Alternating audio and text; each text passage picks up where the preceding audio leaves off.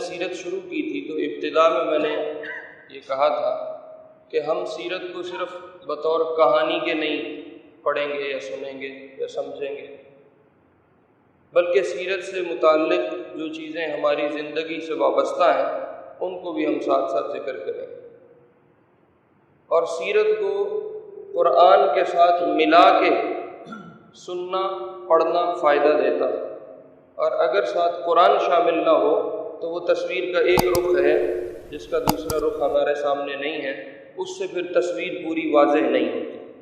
اس لیے سیرت کو قرآن کے ساتھ جوڑ جوڑ کے سنانا ضروری ہے۔ طائف کے قصے سے متعلق 2-3 چیزیں ہیں جن کا عرض کرنا لازمی ہے، اس کے بغیر بات تقریباً نامکمل۔ ایک بات تو یہ عرض کرنے کی ہے کہ آپ علیہ السلام نے فرمایا لا تخیرونی بین الانبیاء، اور ایک روایت میں ہے لا تفضلونی فی الانبیاء، انبیاء کا آپس میں مقابلہ کرتے ہوئے میری ذات کو کسی نبی اور رسول سے اوپر نہ لے کے جانا، اور کسی رسول اور پیغمبر کو میری ذات سے مقابلہ کرتے ہوئے نیچے نہ دکھانا۔ یہ آپ علیہ السلام کا ارشاد ہے کہ انبیاء کا آپس میں توازن اور مقابلہ نہ کیا جائے کہ یہ نبی چھوٹا ہے اور وہ نبی بڑا ہے، اور اس کی یہ مقام ہے اور اس کا وہ نہیں ہے۔ نبی، تمام نبی اللہ کے ہاں مقرب ہے، اور تمام رسول اللہ کے ہاں مقرب ہے۔ ہاں اتنا ضرور ہے کہ کچھ نبی ہیں وہ رسول نہیں ہیں، کچھ رسول ہیں وہ اولو العزم رسول، پھر ان سے ذرا اوپر ہے۔ یوں تفریق ضرور ہے، لیکن انبیاء کا کبھی بھی آپس میں تقابلی جائزہ نہیں لینا چاہیے۔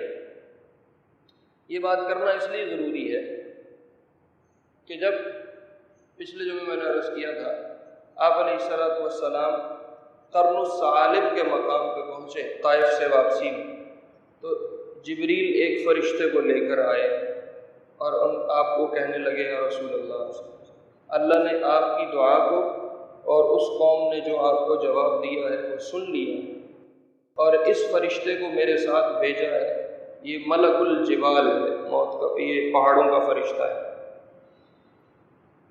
تو اس کے تعارف کے بعد موت کے فرشتے نے آپ سے بات کی یا رسول اللہ، آپ کی دعا اللہ نے سن لی ہے اور مجھے آپ کے پاس بھیجا ہے، اگر آپ چاہیں اطبق علیہم الاخشبین تو میں یہ دونوں طرف کے پہاڑ اس قوم کے اوپر لا کے ڈالوں گا اور یہ سرمے کی طرف پس جائیں گے، اگر آپ حکم دیں تو مجھے اللہ نے اس کے لیے بھیج دیا۔ آپ نے فرمایا نہیں، اس قوم کو ہلاک نہیں کرو، یہ نہ صحیح تو ان کی اولاد صحیح۔ یہ قصہ پچھلے جمعے عرض ہو چکا ہے۔ یہاں آپ نے ان کے لیے عذاب کا فیصلہ نہیں ہونے دیا اور ان کو ہلاک نہیں ہونے دیا، اور کہا یہ نہ صحیح ان کی اولاد میں سے ہو جائیں گے جو میری بات مان لیں گے، اور ہوا بھی ہوئی کہ طائف والے بعد میں کلمہ پڑھ کے مسلمان ہو گئے اور ان کی اولادیں صحابہ بن گئی۔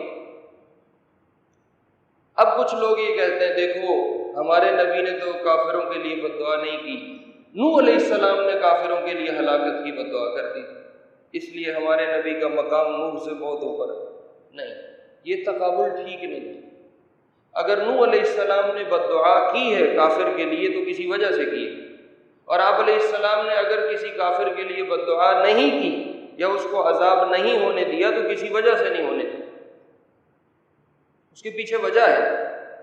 اللہ رب العزت نے وحی کے ذریعے نوح علیہ السلام کو یہ بتا دیا تھا کہ تیری قوم میں اب کوئی بھی ایسا نہیں ہے جو ایمان لائے گا۔ اوحی الی نوح انہ لن یؤمن من قومک الا من قد آمن، نوح جتنے لوگ تیرے پہ ایمان لا چکے ہیں بس تیری قوم میں انہوں نے ہی ایمان لانا تھا، اس کے بعد ان سے ایمان کی امید نہ رکھنا۔ لا یلدوا الا، سورۃ نوح میں ہے کہ یہ اب اگر آگے بچے اور نسل جنیں گے تو وہ ساری کافر ہی پیدا ہوگی، اب وہ مسلمان نہیں ہوگی۔ الا فاجرا کفارا، ہاں کہ آگے جتنی نسل ان سے آئے گی وہ سب کفار اور فاجر ہوں گے، تو ان سے ایمان کی امید نہ رکھو۔ جب نوح علیہ السلام کو یہ بات وحی سے پتہ چل گئی کہ آگے اب کافر ہی ہیں، اب مسلمان ہونے کی کوئی امید نہیں ہے، پھر نوح نے کہا یا اللہ ایسی قوم کو تو اٹھا لے تباہ کر، رب لا تذر علی الارض من الکافرین دیارا، اب ان کا ایک گھر بھی نہ چھوڑ، یہ سب غرق کر۔ تو نوح نے اس اسلام اور ایمان کی امید کے ختم ہونے پہ ان کافروں کے لیے بد دعا کی تھی اور ان کے لیے عذاب مانگا تھا۔ حضور علیہ السلام کو ابھی تک اللہ نے یہ نہیں کہا تھا کہ تیری اگلی نسل میں کوئی ایمان نہیں لائے گا، یا یہ جو طائف والے ہیں ان میں آگے کوئی بھی کلمہ نہیں پڑھے گا۔ آپ کو امید باقی تھی کہ ان میں سے کوئی ایمان والا ہو سکتا ہے، اس لیے آپ نے ان کے لیے نہ بد دعا فرمائی اور نہ ان کے لیے ہلاکت اور عذاب کے لیے فیصلہ فرمایا۔ اس لیے نوح علیہ السلام کا بد دعا کر دینا، کافروں کے لیے عذاب مانگ لینا، یہ کوئی ان کا غلط کام نہیں ہے کہ ہمارے نبی نے نہیں کیا تو نوح نے کر لیا، یہ ان کی غلطی ہے، غلطی نہیں ہے۔ اللہ نے بتا دیا تھا کہ اب ایمان کی امید اس قوم میں نہیں باقی بچی، اس کے بعد پھر نوح نے یہ بات مانگی۔ اگر حضور علیہ السلام کو بھی یہ پتہ چل جاتا کہ ان طائف والوں میں سے آگے کوئی بھی اب ایمان والا نہیں ہوگا، ممکن ہے حضور بد دعا فرما دیتے یا عذاب کا فیصلہ کر دیتے، لیکن چونکہ آپ کو وحی کے ذریعے یہ نہیں بتایا گیا اس لیے آپ نے ایسا نہیں فرمایا۔ ایک تو طائف کے اندر، یہ طائف کے قصے میں اس بات کا کرنا ضروری ہے۔ دوسرا میں نے آپ کو بتایا تھا کہ طائف سے واپسی پہ آپ علیہ السلام مقام نخلہ پہ کچھ دن ٹھہرے تھے۔ نخلہ ایک جگہ ہے جہاں مسجد جن ہے، میں نے اس کی تھوڑی لوکیشن بھی بتائی تھی۔ وہاں آپ علیہ السلام نے آ کے طائف سے واپسی پہ مکہ داخل ہونے سے پہلے قیام کیا تھا۔ یہ جو قیام کیا تھا یہ اس لیے کیا تھا کہ آپ کی طائف جانے کی اطلاع مکے والوں کو ہو چکی تھی۔ طائف والوں نے بندہ بھیج کے بتا دیا تھا کہ یہ ہمارے پاس پناہ لینے آئے تھے، اور مکے والے یہ فیصلہ کر چکے تھے کہ اب ہم محمد کو صلی اللہ علیہ وسلم، اب ہم اس کو طائف سے واپسی پہ مکے داخل نہیں ہونے دیں گے۔ یہ سفارتی طور پہ مکے والے آپس میں طے کر چکے تھے، اس لیے اب آپ مکے میں داخل نہیں ہو رہے تھے، مکے سے باہر رکے ہوئے تھے۔ زید بن حارثہ رضی اللہ عنہ ایک دن کہنے لگے یا رسول اللہ اب ہم مکے کیسے داخل ہوں گے، اب تو اندر جانا مشکل ہوگا، ہم داخل ہوں گے تو یہ سارے فیصلہ کر چکے ہیں ہمیں مارنے کا۔ تو آپ نے فرمایا زید پریشان نہ ہو، ہر تنگی کے بعد آسانی ہے، اللہ ہمارے لیے کوئی آسان راستہ نکالے۔ اس کے بعد آپ نے 3 مکے کے بڑے سردار ہیں ان کو پیغام بھیجا۔ ایک کا نام اخنس بن شریق ہے، بڑے سرداروں میں تھا مکے۔ آپ نے اس کو پیغام بھیجا کہ میں مکے میں داخل ہونا چاہتا ہوں، مجھے پناہ کی ضرورت ہے، تو اگر تم مجھے پناہ دے دو تو میری جان بچ جائے اور میں مکے میں آسانی سے داخل ہو جاؤں۔ اللہ اکبر، دو جہاں کا سردار ہے، ساری دنیا کو جس نے اپنی پناہ میں لینا ہے، حال یہ ہوا پڑا ہے کہ وہ کافر کی پناہ مانگتا۔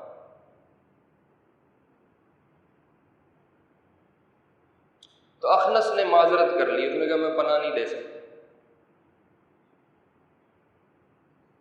اس کی پیچھے کچھ وجوہات ہیں، وہ سیرت کی کتابوں میں تفصیل ہے، وہ پھر آپ کہیں سیرت پڑھیں تو اس میں پڑھ سکتے ہیں۔ آپ نے دوسرا پیغام بھیجا سہیل بن عمر کے پاس، وہ بھی مکے کے بڑے سرداروں میں، بعد میں وہ صحابی بن گئے تھے، مسلمان ہو گئے۔ یہ اخنس بن شریق بھی بعض روایات کے مطابق بعد میں کلمہ پڑھ کے مسلمان ہو گئے۔ سہیل بن عمر کو پیغام بھیجا کہ تو پناہ دے دے۔ سہیل بن عمر کہنے لگا میں بھی پناہ نہیں دے سکتا، اس لیے کہ ہمارے قبیلے کی اور قریش کی بنتی نہیں، وہاں سے بھی مایوسی ہوگی۔ پھر ایک تیسرے آدمی ہیں، مکے کے سردار ہیں، مطعم بن عدی، مطعم بن عدی، ان کو پیغام بھیجا کہ اگر تم ہمیں پناہ دے دو تو ہم مکے میں داخل ہونا چاہتے ہیں۔ مطعم نے کہا کہ میں آپ کو پناہ دیتا ہوں، آپ مکے میں آؤ، اور کل صبح میں اپنی آل اولاد کے ساتھ آپ کو لینے کے لیے آؤں۔ تو اگلی صبح وہ اپنے، اس کے ساتھ 8 بچے تھے جوان، جنگجو قسم کے، ان کو اسلحہ دیا، ان کو گھوڑے دیے، خود اسلحہ لیا، گھوڑا لیا، اور اپنے ارد گرد جو اس کے رشتہ داروں میں مرد تھے ان کو اکٹھا کیا، اور سب کو لے کے آپ کو لینے کے لیے آیا کہ آپ کو اپنی پناہ میں لے کے مکہ داخل ہو، اور مکے میں داخل ہو کے سیدھا کعبے کے پاس آئے، اور وہاں سارے سرداروں کی بیٹھک لگتی تھی۔ وہاں آ کے اعلان کیا، قریش والو، محمد کو میں پناہ دے چکا، اگر اس کو کچھ بھی تم کہو گے تو یہ میرے حوالے ہے، ایسے ہی ہے تم میرے سے لڑائی لڑو، اور ہم ساری قوم والے اس کا پہرا دے رہے ہیں، خبردار جو اس کو کسی نے کچھ کہا۔ تو ابو سفیان کہنے لگے اگر تو نے پناہ دی ہے تو ہم تیری پناہ کا خیال کریں گے، ہم اس کو کچھ نہیں کہیں۔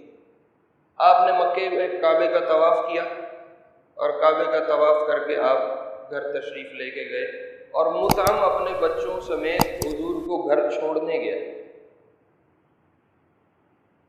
یہ اس کی ایک نیکی تھی، اس کا ایک احسان تھا کہ آپ کو جب کسی نے پناہ نہیں دی، مطعم نے آپ کو پناہ دی، اور یوں آپ کو لے کے بے سر و سامانی میں آپ کو پورا سہارا دے کے گھر پہنچایا۔ بہت عرصہ گزر گیا، بعد کی بات ہے، جب غزوہ بدر ہوا اور بدر میں مسلمانوں کو فتح ہو گئی، اور 70 کے قریب کفار قریش کے بڑے بڑے سردار قید ہو کے آ گئے، تو آپ نے فرمایا لو کان المطعم حیا ثم کلمنی فی ہؤلاء النتنہ، اگر مطعم بن عدی آج زندہ ہوتا، یہ کچھ عرصے بعد انتقال کر گیا، کہا اگر مطعم بن عدی آج زندہ ہوتا اور ان کافروں کے بارے میں میرے سے بات کرتا تو میں مطعم کی بات مان کے ان کو چھوڑ دیتا۔ اتنا کی ہوئی نیکی کا آپ خیال فرماتے تھے اور اس کو یاد رکھتے تھے کہ اس نے میرے ساتھ یہ نیکی کی تھی، اگر آج زندہ ہوتا اور ان کی سفارش کرتا میں ان کی بات مانتا، مطعم کی بات مان کے ان کو چھوڑ دو۔ یہاں مقام نخلہ میں آپ ٹھہرے ہوئے تھے، فجر کی نماز، بعض روایات میں تہجد کی نماز ہے، بعض میں فجر کی نماز ہے، بعض میں اشراق کی نماز ہے۔ کچھ علماء نے ان روایات کو جمع کرنے کی کوشش کی، وہ کہتے ہیں تینوں نمازیں۔ آپ نے نماز پڑھی اور زید بن حارثہ رضی اللہ عنہ ساتھ تھے، تو جنات کی ایک جماعت گزرتے گزرتے حضور کو دیکھ کے وہاں رک گئی۔ یہ جنات کون ہیں؟ یمن کا ایک علاقہ ہے، اس کو نصیبین کہتے ہیں، ایک شہر ہے یمن کا، اس کو نصیبین کہتے ہیں۔ یہاں ابلیس نے اپنی مجلس لگائی اور اس نے کہا پتہ کرو ہمارا آسمان پہ جانا کیوں بند ہو گیا۔ ہم آسمان پہ جاتے تھے، آسمان کی خبریں لا کے ہم نیچے اپنے موکلین کو بتاتے تھے، اب ہم آسمان پہ جاتے ہیں تو ہمیں اوپر سے مار پڑتی، فرشتے ستارے توڑ کے مارتے ہیں، شہاب پڑتے ہیں، تو وجہ تلاش کرو کہ ہمیں آسمان پہ جانا ہمارا کیوں بند ہو۔ تو اس نے ابلیس نے جماعتیں بنائی، جو شیاطین کا بڑا سردار ہے، اس نے جماعتیں بنائی 8-8 10-10 کی کہ تم پوری دنیا میں چکر لگاؤ، دیکھو کچھ ایسا کیا ہوا ہے کہ ہمارا آسمان پہ جانا بند ہو گیا، اب ہمیں اوپر سے مار پڑتی۔ تو یہ جنات پوری دنیا میں پھیلے اور انہوں نے چکر کاٹنا شروع کیا۔ یہ جو جنات پھیلے تھے ان میں ایک جماعت تھی جو نصیبین کے جن تھے، اور بعض روایات میں ان کی تعداد 7 ہے، بعض میں 9 ہے۔ یہ 9 جنات آ کے رکے جب آپ فجر کی نماز پڑھ رہے تھے اور آپ قرآن کی تلاوت کر رہے تھے، تو یہ جنات نے قرآن سننا شروع کیا۔ اس پوری کہانی کو اللہ نے قرآن میں سنایا۔ اس صرفنا الیک نفرا من الجن، ہم نے جنات کی ایک جماعت آپ کے پاس بھیجی، یستمعون القرآن، میں نے تمہارا قرآن سنا، فلما حضروہ، جب آپ قرآن پڑھ رہے تھے اور وہ لوگ پہنچے، قالوا انصتوا، تو انہوں نے آپس میں ایک دوسرے کو کہا خاموش ہو کے یہ سنو یہ کیا کہہ رہے ہیں۔ فلما قضی ولوا، جب تیری نماز ختم ہوئی اور تیری قرآن کی تلاوت ختم ہوئی، یہ جنات واپس چلے گئے۔ اچھا، یہاں جنات کی حضور سے کوئی ملاقات ثابت نہیں ہے، نہ آپ کو اس بات کا علم ہوا کہ جنات مجھے سن رہے ہیں، آپ اپنی نماز پڑھ رہے تھے، تلاوت کرتے رہے۔ یہ جنات تلاوت کے ختم ہونے پہ حضور کو ملے بغیر واپس چلے گئے، اور انہوں نے آپس میں یہ اندازہ لگایا کہ یہ وہ کلام ہے اور یہ وہ بندہ ہے جس کی وجہ سے ہمارا آسمانوں پہ جانا بند ہو گیا۔ اور یہ لوگ، یہ جنات اب اس قرآن کو سن کے واپس گئے۔ جب واپس گئے انہوں نے جا کے اپنی قوم کو کہا یا قومنا انا سمعنا کتابا انزل من بعد موسیٰ، ہماری جنات اپنی قوم سے کہہ رہے ہیں ہماری قوم کے لوگوں، ہم نے ایک کتاب سنی ہے، ہم نے ایک کلام سنا ہے، اور موسیٰ کے بعد یہ نیا کلام آیا ہے۔ اس سے پتہ چلا ہے اور علماء سیرت نے اندازہ لگایا ہے کہ یہ جنات کا اپنا مذہب یہودی تھے، یہ یہود مذہب کے لوگ جنات تھے، اس لیے کہ اگر عیسائی ہوتے تو موسیٰ کے بعد عیسیٰ آئے ہیں، پھر یہ عیسیٰ کی بات کرتے۔ انہوں نے عیسیٰ کی بات نہیں کی، یہ کہتے ہیں موسیٰ کے بعد ایک کتاب آئی ہے جو ہم سن کے آئے ہیں، من بعد موسیٰ مصدقا لما بین یدیہ یہدی الی الحق، حق کا راستہ دکھاتی ہے یہ کتاب، الی طریق مستقیم، اور سیدھے راستے کی طرف رہنمائی کرتی ہے۔ اس کے بعد جنات نے اپنی قوم کو دعوت دی۔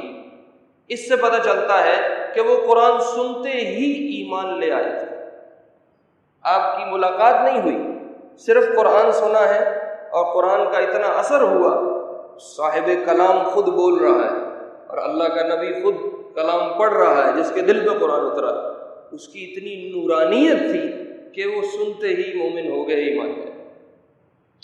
اور یہ جنات اپنی قوم کے پاس جا کے کہہ رہے ہیں یا قومنا اجیبوا داعی اللہ، قوم والو اللہ کا دعوت دینے والا ایک بندہ آیا ہے، اس کی بات مان لو، وآمنوا بہ، اس پہ ایمان لے آؤ، یغفر لکم من ذنوبکم ویجرکم من عذاب علیم، تمہارے ایمان لانے پہ اللہ تمہارے گناہوں کی بخشش کر دے گا اور تمہیں اپنے عذاب سے پناہ دے دے گا۔ ومن لا یجب داعی اللہ، اور اے قوم والو جو اللہ کے اس داعی کو کی بات کو نہیں مانے، فلیس بمعجز فی الارض، تو وہ اللہ سے کہیں زمین میں بھاگ کے چھپ نہیں سکتا، اللہ سے کہیں آگے پیچھے نہیں ہو سکتا۔ ولیس لہ من دونہ اولیاء، اللہ کے علاوہ اس کا کوئی والی وارث بھی نہیں بنے گا۔ اولئک فی ضلال مبین، جو اللہ کے رسول کی بات نہیں مانیں گے وہ گمراہی میں پڑے رہیں۔ یہ ان 7-8 جنات نے اپنی قوم کو دعوت دی، تو وہ جنات کی پوری قوم جو نصیبین کے جنات تھے وہ ساری قوم مسلمان۔ اب بعد کی بات ہے، آپ مکے میں جا چکے ہیں، آپ کے پاس ایک جن آیا، اس نے کہا ہماری جنات کی ایک قوم آپ سے ملاقات کرنے کے لیے آئی، ہم آپ سے ملاقات چاہتے ہیں۔ تو آپ نے فرمایا وہ قوم کہاں ہے؟ کہنے لگا وہ حجون کے قبرستان میں، جہاں مسجد جن ہے اس سے تھوڑا سا ہی پہلے مقبرۃ الحجون ہے۔ حجون ایک جگہ تھی مکے میں، وہاں ایک قبرستان بنا، حضرت خدیجہ کی قبر اسی مقبرے میں، اسی قبرستان میں، جس کو آج کل جنت المعلی کہتے ہیں۔ جو مدینہ میں قبرستان ہے اس کو جنت البقیع کہتے ہیں، جو مکے میں اس کو جنت المعلی کہتے ہیں۔ یہ جنت المعلی میں حضرت خدیجہ کی اور حضرت خدیجہ سے جو بچے پیدا ہوئے اور ان کا پہلے حضور سے انتقال ہوا، ان کی قبر ابراہیم جو عبداللہ ہیں، قاسم ہیں، ان کی قبر بھی اسی مقبرے میں، اسی قبرستان میں۔ وہ جن کہنے لگا ہم حجون کے قبرستان میں ٹھہرے ہوئے ہیں۔ آپ نے فرمایا ٹھیک ہے، میں رات کے وقت میں تم سے ملاقات کے لیے آؤں گا، لہذا تم وہاں ٹھہرو۔ پھر آپ نے صحابہ کو جمع فرمایا اور آپ نے کہا مجھے حکم دیا گیا ہے کہ تمہارے جنات بھائیوں کو میں قرآن سناؤں، تو تم میں سے کوئی ایک بندہ جو میرے ساتھ جانا چاہے وہ آ جائے، شرط یہ ہے کہ اس کے دل میں کسی قسم کا کوئی تکبر نہ ہو۔ جب یہ شرط لگی تو سب بیٹھ گئے، کوئی بھی نہیں اٹھا۔ تو عبداللہ بن مسعود رضی اللہ عنہ، ایک صحابی جنہوں نے پھر یہ پورا قصہ سنایا، عبداللہ بن مسعود کہنے لگے یا رسول اللہ میں آپ کے ساتھ چلوں۔ آپ نے کہا آئے، تو عبداللہ بن مسعود کو ساتھ لیا اور حجون کے قبرستان آپ تشریف لے کے گئے۔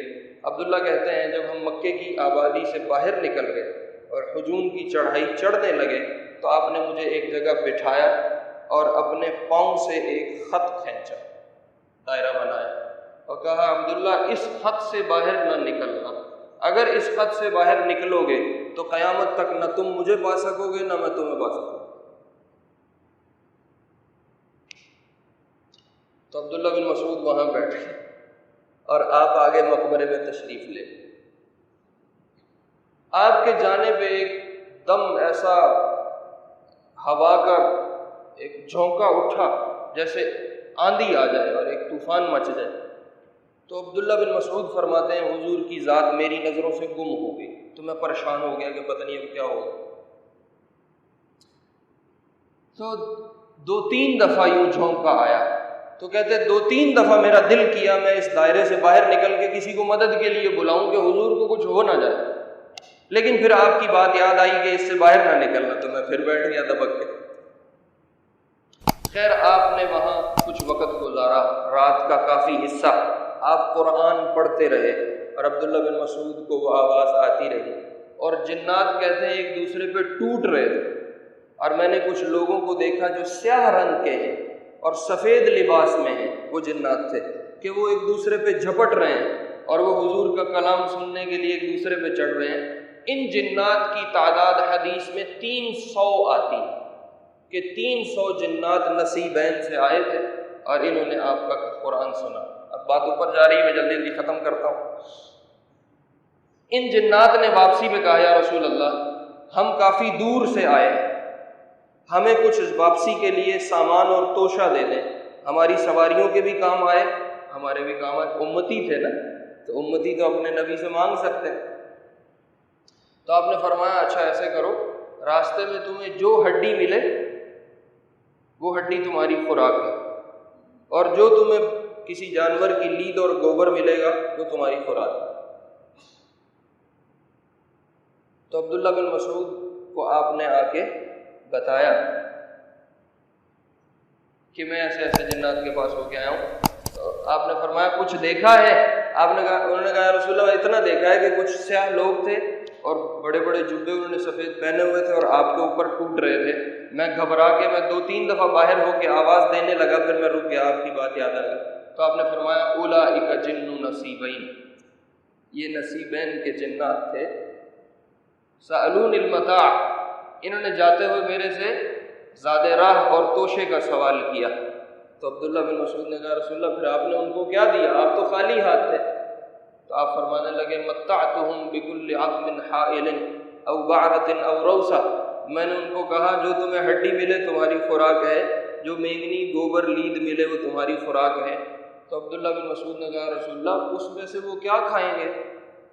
ہڈی پہ تو گوشت نہیں ہے، اور لید اور گوبر تو جانور کھا کے اس کو ہضم کر کے نکال دیتا ہے، وہ ان کی خوراک کیسے بنے گی؟ تو آپ نے فرمایا انہم لن یجدوا عظما الا وجدوا علیہ لحمہ یوم اکل، وہ جب کسی ہڈی کو اٹھائیں گے اللہ ان کے لیے اس پہ ویسا گوشت چڑھا دے گا جیسا اس ہڈی پہ گوشت تھا جب اس کو کھا کے پھینکا گیا۔ وَرَوْسَةً وَلَا رَوْسَةً إِلَّا وَجَدُوا فِيهَا حَبَّهَا يَوْمَ أُكِلَتْ، اور جب وہ کسی لید کو یا کسی گوبر کو اٹھائیں گے اور اس کو اپنی خوراک بنانے لگیں گے اللہ اس میں وہ دانے دوبارہ پیدا کر دیں گے جو دانے کسی جانور نے کھائے تھے اور ہضم کر کے لید بنایا تھا، اور اللہ ان کی خوراک ان کو تیار کر کے دے دے گا۔ اس کے بعد آپ نے امت کے لیے ہدایت فرمائی، بس وہ حدیث پوری کر کے اب سنتیں پڑھتے ہیں۔ آپ نے فرمایا لا یستنقین احدکم اذا خرج من الخلاء، تم میں سے جب بھی کوئی بندہ اپنی قضاء حاجت سے فارغ ہو تو وہ 3 چیزوں سے کبھی بھی استنجا نہ کرے، بعظم ولا بعرۃ ولا روثہ، ایک ہڈی سے کبھی استنجا نہ کرنا، اور ایک کبھی لید یا گوبر جو خشک ہو چکا ہو اس سے کبھی استنجا نہ کرنا، کیونکہ اس میں تمہارے بھائیوں کے لیے اللہ نے خوراک کا سبب اور ذریعہ بنا کے رکھا ہے۔ یہ ساری روایت بتاتی ہے کہ حضور علیہ السلام صرف انسانوں کے نبی نہیں ہیں، جنات کے بھی نبی ہیں، فرشتوں کے بھی نبی ہیں، پتھر پہاڑ شجر دریا کے نبی ہیں، اور سردار کائنات صرف انسانوں کے لیے نہیں ہے، وہ جنات کے لیے بھی سردار کائنات ہے۔ یہ اللہ رب العزت نے کچھ کہانی قرآن میں سنائی ہے، اس کا موٹا موٹا خاکہ میں نے آپ کو بتا دیا، انشاءاللہ باقی اگلے جمعے پہ کریں گے۔ سنت ادا فرمائیں۔